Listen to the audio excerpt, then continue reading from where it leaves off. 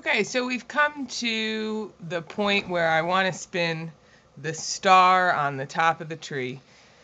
And this is the one ornament that was too big to go through the orifice. And so what we're actually going to do is spin it in from behind the orifice so that technically it's already through, and at that point then there's nothing it needs to go through.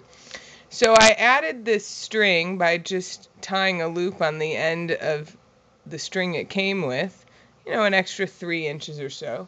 And I want to bring the pinch all the way almost into here, the orifice. And I'm going to thread the additional yarn through so that the ornament itself is going to sit here up at the top. And I'm going to wrap this around the core yarn a couple times so that it gets secure. And again, I bring the pinch all the way up to the top because I want the gold, the original thread to be spun in, and then I'll go on to the thread I added.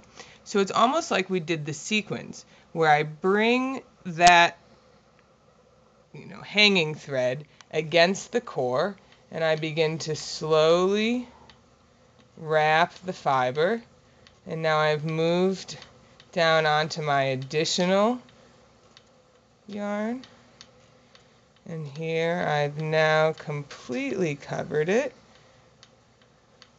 And again, I spin a nice good length so that I'll be able to tuck it in. Okay, so here we go. Now let's look and see what that looks like. And I wrap it around. And here we go.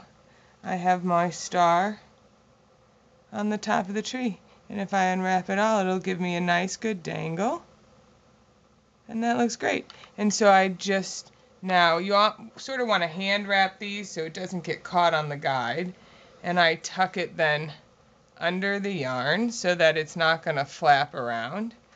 And I keep spinning away.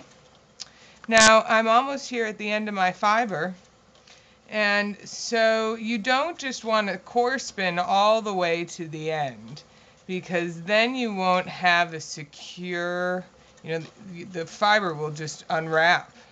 So you want to do just like you did at the beginning. So here I've come to pretty much the end of my fiber, and again I want to have at least a yard or so of sort of regular yarn, not as textured, again for an easy cast on or bind off. So I'm going to grab my scissors and I'm going to cut the end of my yarn here, and where are my scissors?